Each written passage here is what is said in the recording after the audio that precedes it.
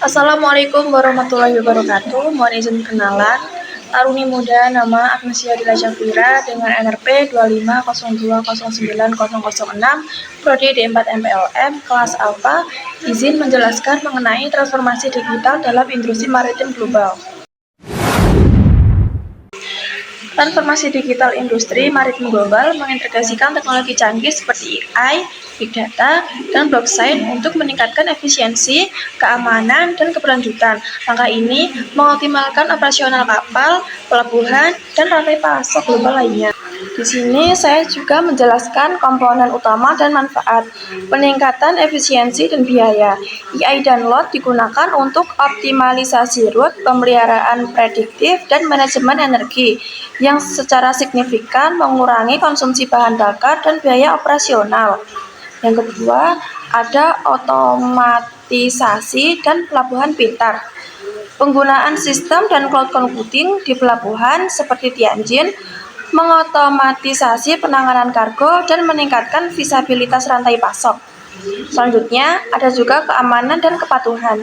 Sistem pemantauan satelit dan automatic identification system meningkatkan keamanan perairan. Selain itu, alat digital membantu otomatisasi dokumen untuk mematuhi peraturan internasional. Selanjutnya, di sini ada juga tantangan. Digitalisasi membawa ancaman siber yang meningkat, dapat menyebabkan gangguan operasional dan kerugian finansial, menuntut peningkatan keamanan siber. Selanjutnya, ada juga masa depan maritim. Industri ini bergerak menuju kapal otonom dan sistem terpadu yang memadukan keahlian manusia dengan teknologi digital untuk masa depan yang lebih berkelanjutan.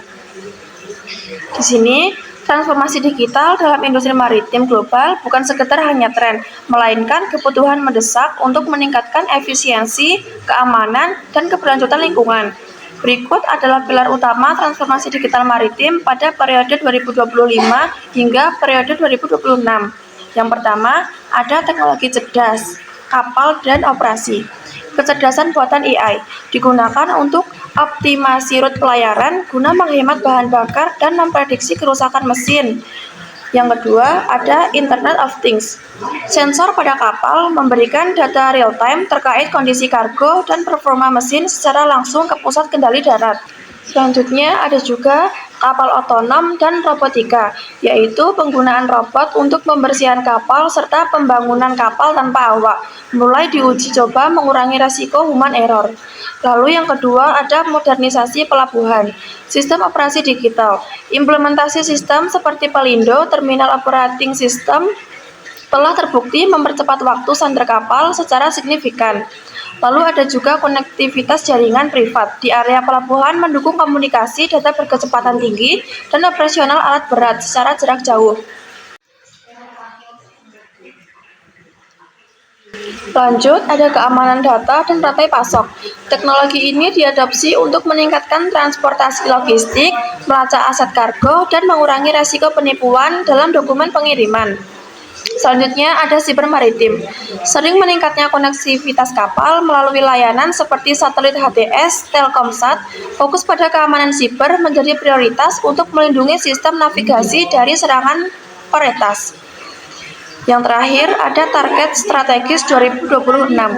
Memasuki tahun 2026, pelaku industri seperti IPC, Terminal Petikimas, dan MMC Ports mulai memfokuskan peta jalan mereka pada akselerasi layanan digital penuh untuk memperkuat posisi di pasar global yang semakin kompetitif. Transformasi digital telah menjadi pendorong utama perubahan dalam industri maritim global. Di tengah meningkatnya volume perdagangan internasional, tuntutan efisiensi, keselamatan, dan keberlanjutan, teknologi digital berperan penting dalam membentuk masa depan di sektor ini. Pertama, adalah latar belakang transformasi digital. Industri maritim selama bertahun-tahun dikenal sebagai sektor konservatif dan lambat beradaptasi dengan teknologi baru.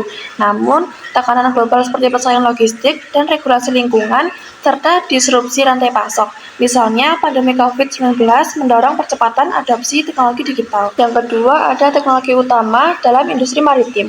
Beberapa teknologi kunci yang mendorong transformasi digital antara lain yaitu Internet of Things, sensor pada kapal untuk memantau konsumsi bahan bakar, kondisi mesin, dan keselamatan.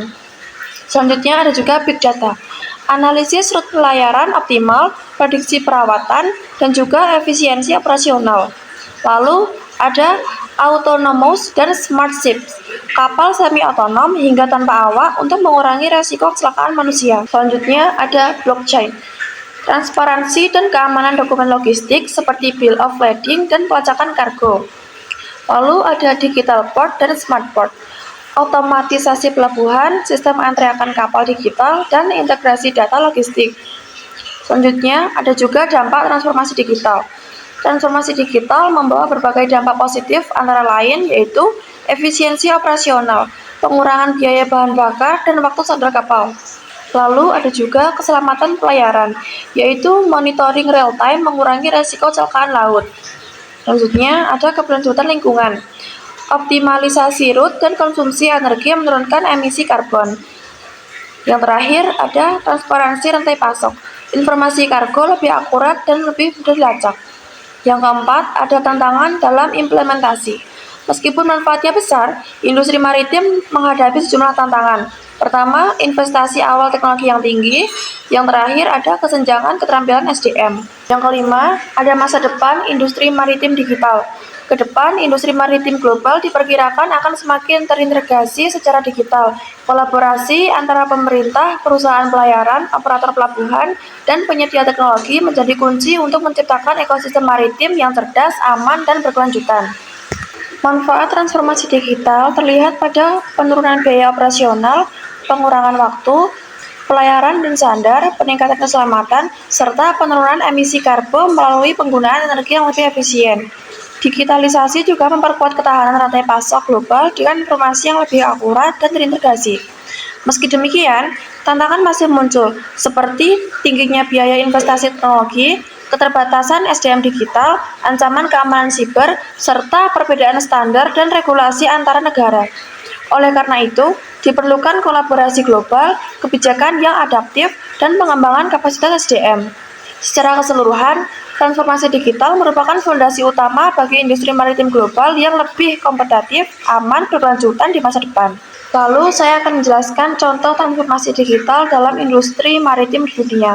Yang pertama ada transformasi digital di bidang pelabuhan. Pertama ada pelabuhan Rotterdam di Belanda.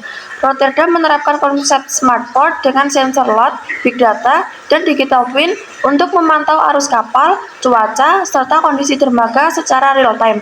Hasilnya adalah waktu sandar kapal lebih singkat dan efisien logistik meningkat.